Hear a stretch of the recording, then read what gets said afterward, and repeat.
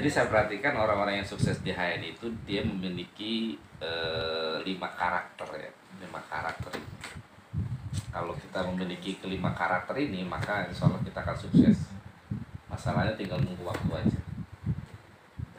Yang pertama itu dia memiliki cita-cita yang besar dan benar. Saya suka ngasih simbol dia seperti jempol. Besar, benar. Kalau orang punya cita-cita kecil, sukses di HN itu sulit. Ya kan? Misalkan udahlah cukup dengan penghasilan 4 juta, udah cukup 3 juta. Dia nggak bakal sukses. Ya paling segitu aja gitu. Nggak bisa. Makanya sering katakan begini. Kalau pengen penghasilan 4 juta, 5 juta, jangan di HNI deh. Gitu. Sayang. Karena HNI itu seperti alat itu, kalau dibandingkan kerja tempat biasa itu pacul, kita itu kayak traktor. Gitu. Kerjanya tuh cepet gitu. Nah, kita harus memiliki cita-cita yang besar. Seringkali penghasilan kita kecil karena cita-cita kita kecil. Seringkali cita-cita kita kecil karena kita egois, hanya memikirkan diri kita sendiri. Ya. Kalau orang mikirkan sesuatu yang besar, pasti dia cita-citanya pasti besar. Nah, saya sering mengutip doanya Nabi Sulaiman, Robik Firli wahabli mulkala yang bagi li ahadi min ba'di innaka antal wahhab. Ya Tuhanku, ampunilah aku dan berikanlah aku kerajaan yang tidak ada yang memiliki kerajaan itu setelah zamanku. Ini ada dalam surat As-Sod ayat 35. Artinya ini ayat yang sering, doa yang sering kita baca ini. Khatam Quran pasti baca. Cuma karena kita nggak nyangkut dalam hati kita bahwa kita diajarkan untuk berdoa seperti itu. Minta yang besar. Pikirannya pengen punya masjid, pengen punya pesantren, kan begitu. Ya kan? Ada yang bilang, udahlah, ngapain sih dikejar dunia, toh juga nggak dibawa mati, kan gitu. Siapa bilang dunia nggak dibawa mati? Ya kan, dunia itu kita bawa mati. Coba aja titipin di masjid, titipin di pesantren, bawa mati. Ya kan? Kalau saya sekarang hidup ini cuma sekali, buatlah sesuatu yang besar. Jangan sekedarnya aja gitu. Buat sesuatu yang besar, cuma sekali, ini sayang gitu. Ya kan? Seperti itu. Nah, kalau dilanjutkan itu doa kita, Rabbana atina fid dunya hasanah wa fil akhirati hasanah wa qina azabannar. Ini kan keren banget doanya sebenarnya. Ya Rabb, berikan kami kebaikan di dunia. Kebaikan dunia itu apa? Kebaikan di dunia itu apa? Rasulullah ada 4 kebahagiaan. Yang pertama punya istri yang soleha, yang kedua punya rumah yang luas, yang ketiga punya mobil kendaraan yang mewah, yang keempat punya tetangga yang baik. Ini semuanya ini bisa kita dapatkan kalau seandainya kita benar-benar sukses, ya kan, seperti itu. Ya cita-cita yang besar dan jadi bukan cuma besar tapi benar. Yang kedua menjadi seorang leader. Dia punya cita-cita yang besar, menjadi seorang leader. Salah satu ciri seorang leader itu punya cita-cita yang besar. Kembali lagi kan. Dan salah satu ciri seorang pemimpin itu, leader itu, dia punya kemampuan berkomunikasi. Punya kemampuan berkomunikasi. Wa ma arsalnaka mir rasulin illa bilisani qaumihi. Dan tidak aku mengutus seorang rasul dengan bahasa kaumnya. Jadi apa? Kita harus pandai berkomunikasi. Pandai berkomunikasi ini bukan pintar ngomong ya, bukan. Karena banyak orang yang ngomong tapi orang nggak paham. Tapi pintar mendengar. Jadi pintar mendengar itu. Jadi orang komunikasi itu kalau kita paham apa yang dibutuhkan, baru kita bisa masuk komunikasi dengan dia. Nah, seringkali kan kita pintar dagang itu karena pintar ngomong. Tapi banyak juga sih yang leader-leader HNI sukses gak pintar ngomong. Pak Puput Iya, WA doang gitu kan. Pak Puput nggak pernah mau suruh presentasi. Dia nggak pintar ngomong, tapi dia pintar mendengar. Apa sih keluhan, apa sih kebutuhan mitranya, apa sih begitu. Sehingga orang enak ngomong sama dia tuh enak. Oh, ada solusi ini, oh gitu.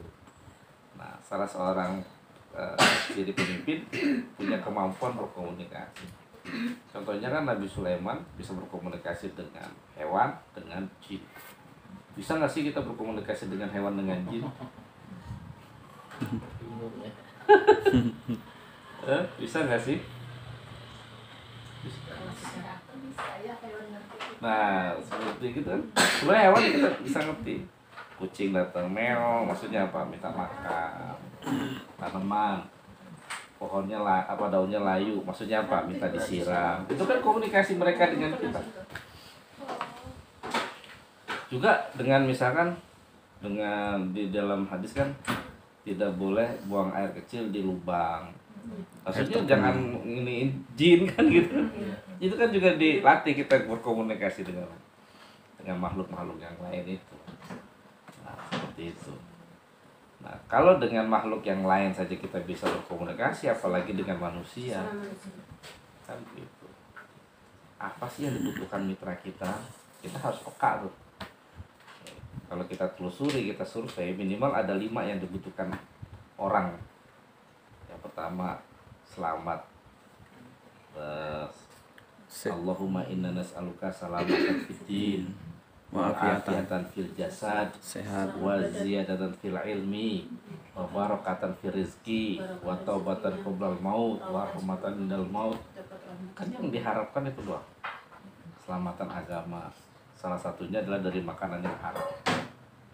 Kesehatan. Ditambahkan ilmu. Ya kan, diberikan rezeki, diberikan saudara. Ini 5S yang ditawarkan Hain kan itu. Yang ketiga, orang yang sukses Jain itu yang ketiga dia menjadi perekat. Jadi kalau tadi memiliki cita-cita yang besar dan benar itu jempol nih, gitu kan. Saya flashback lagi. Saya sering menerjemahkan begini.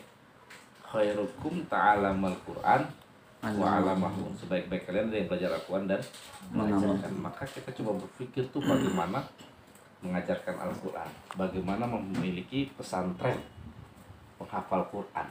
Ini investasi kita di dunia akhir. Kalau kita teruslah, semua amalan Bani Adam akan berhenti kecuali 3 hal. Sedekah jariyah, ilmu yang bermanfaat, anak. Soal ini semuanya ada di pesantren. Ya, di pesantren. Sedekah jariyah, sedekah di pesantren, ilmu pesantren, anak pesantren. Ya, seperti itu.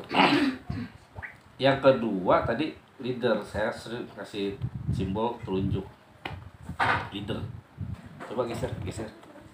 Nah, nurut. Ada kepemimpinan, ada. Tapi kalau misalkan saya nggak punya jiwa leader, nggak mau, ngapain nyuruh-nyuruh? Ya, ngapain nyuruh-nyuruh kan gitu. Nah, ini telunjuk ini jiwa kepemimpinan. Yang ketiga, jari tengah.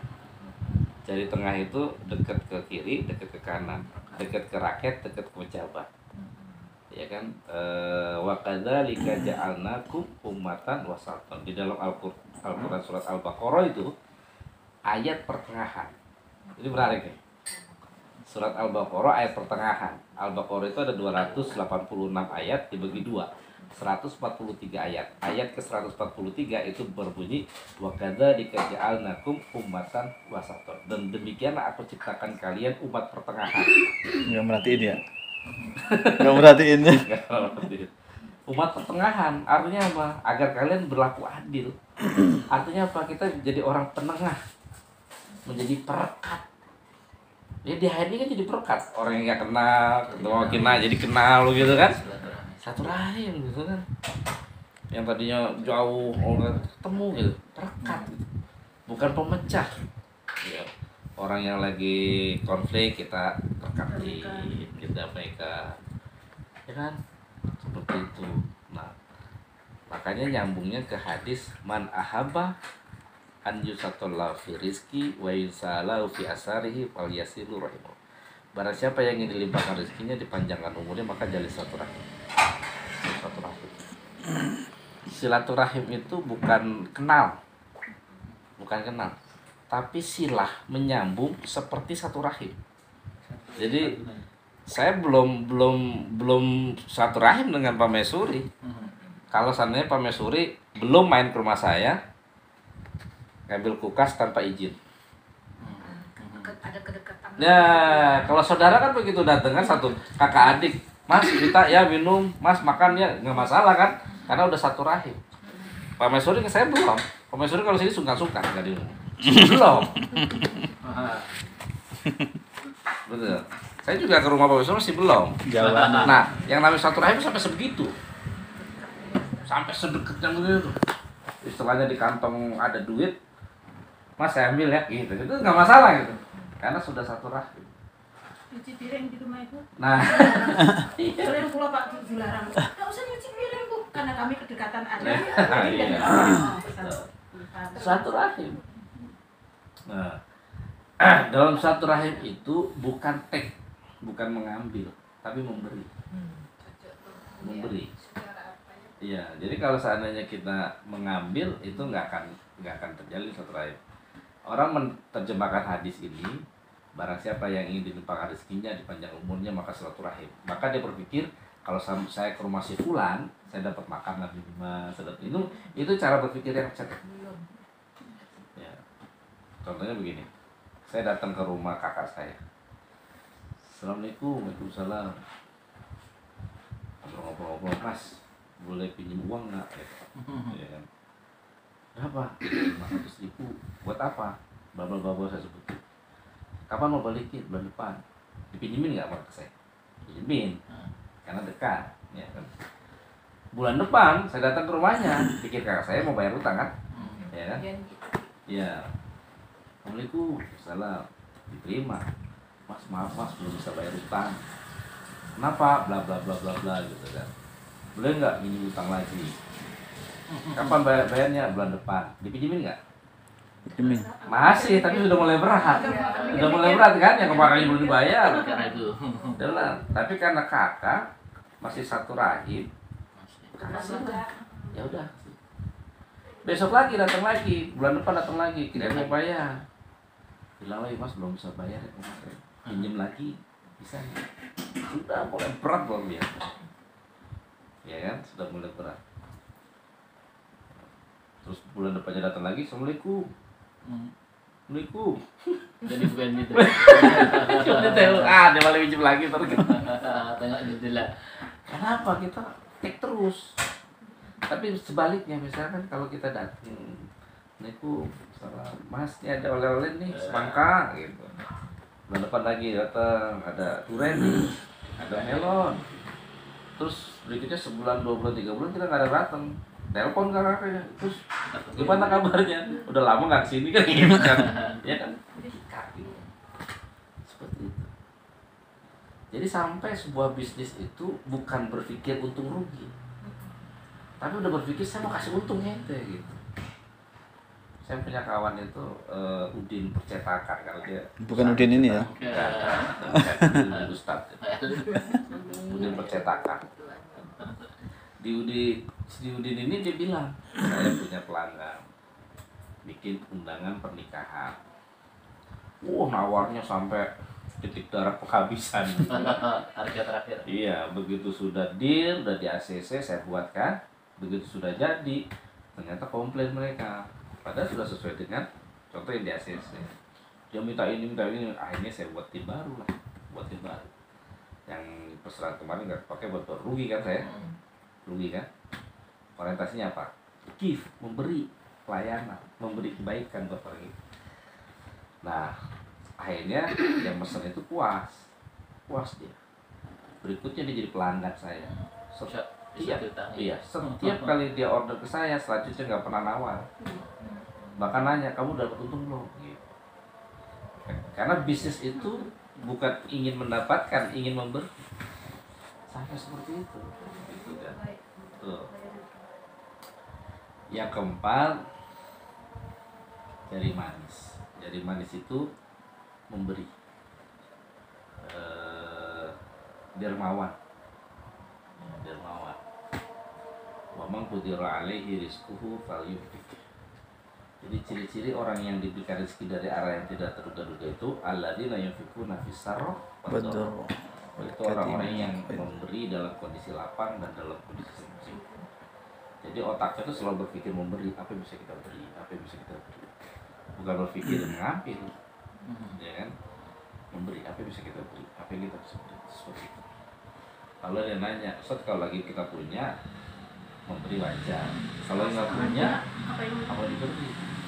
Tenaga. Ya di surat At-Tolak dijelaskan bahwa qudira alaihi rizquhu falyunfiq, barang siapa yang disempitkan rezekinya oleh Allah maka berinfak. Tuh kembali kan, disuruh berinfak. Apa yang diinfakkan? Mimma atawa, dari apa yang Allah berikan padanya. Jadi tidak ada orang yang miskin mutlak. Orang nggak punya harta masih punya waktu, punya tenaga, punya pikiran, ya kan, sebagainya. Nah, apa yang diberikan Allah itu yang diberikan, diinfakkan. Ini udah nggak punya harta, Tenaga sih. nggak ada mau ngasih. Pikiran apa lagi? Ditanya, ngapain kok nggak bantu? Sibuk pak, sibuk ngapain? Tidur, sibuk tidur.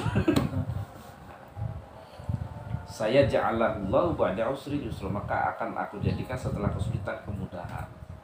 Jadi orang-orang yang memberi ini akan diberikan kemudahan sama Allah.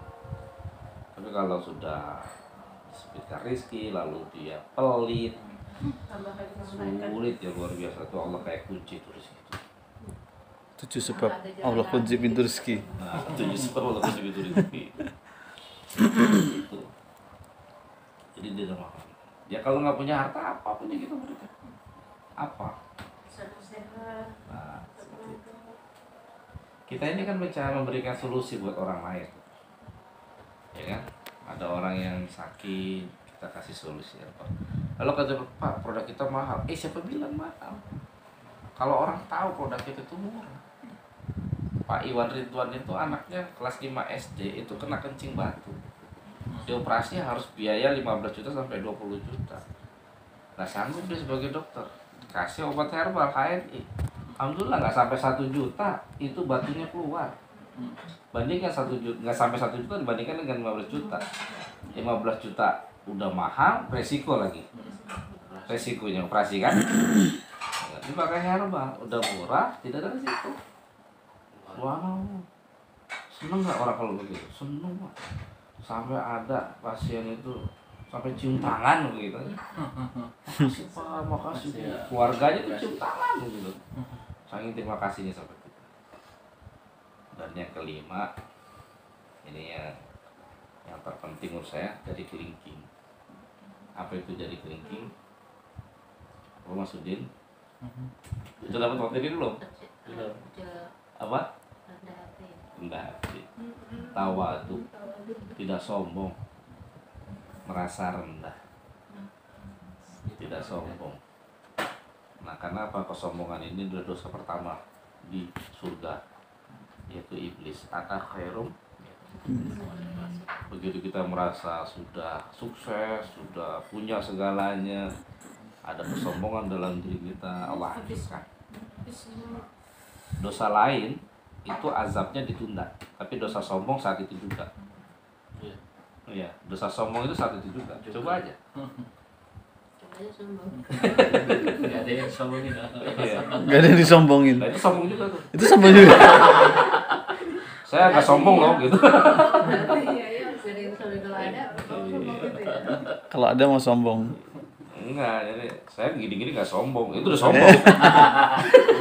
Sombong atas ketidaksombongannya dia. Karena menyatakan dirinya tak sombong. Iya. Sombong kan, jadi seolah-olah dia nanti orang lain sombong Iya. gitu. Kalau sobat itu sombong itu ada dua, menolak kebenaran dan meremehkan orang lain. Menolak kebenaran, meremehkan orang lain. Nah, seperti itu.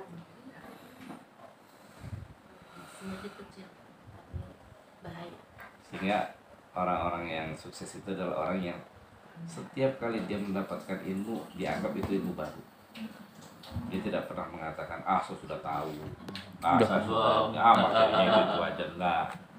Bisa jadi materi yang diulang tapi dia mendapatkan muatan yang beda. Kenapa Al-Quran itu diulang-ulang terus? Kenapa?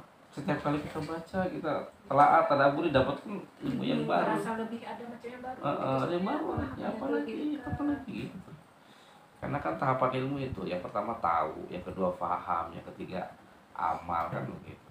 Tahu dulu, oh gitu. Gitu. Baru dia amal. Begitu amal dia dapatkan hikmah. Ya kan? Hikmah itu setelah diamalkan didapatkan hikmah. Nah, mudah-mudahan kita bisa punya 5 ini. Itu insya Allah kan sukses. Ilmu besar ya dalam menghilangnya mudah-mudahan ya kan sesibu apapun dalam kedinasan memang sampai sekarang pun insyaallah masih berupaya untuk meskipun terkadang Pak Ustadz Mesuri mohon maaf kadang omsetnya naik Ajar. tapi bukan berarti kita tak apa insyaallah bisa